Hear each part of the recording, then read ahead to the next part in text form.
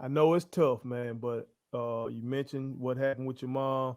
Yeah, Can you kind of just touch on the circumstances surrounding that? Because I know personally yeah, how that has shaped you and toughened you and everything like that. yeah. But like I said, I think that can really inspire some. It's surreal, you know. As I get older and I watch people lose their parents or lose their sibling or the child, whatever it might be, I watch them go through different parts of grief. You know what I mean? The denial, the anger, the sadness, the bargaining, if you will, all of that, man. It just felt surreal to me in that moment, to be quite honest with you.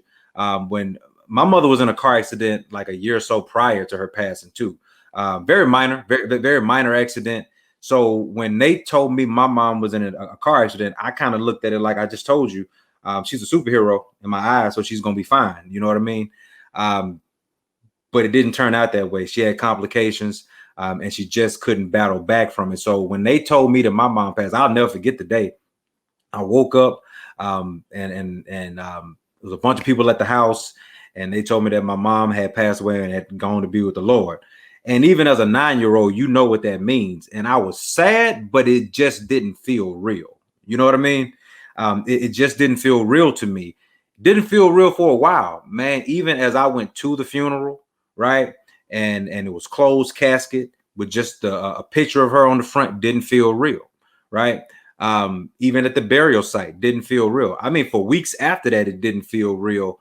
But even in a young age, you realize there's some finality to that, man. Um, that day forever changes my life, rightly so.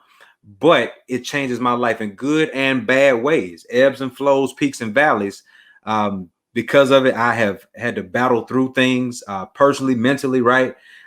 Whether it be me suffering from, I ain't gonna say suffering, me battling with the anxiety disorder, right?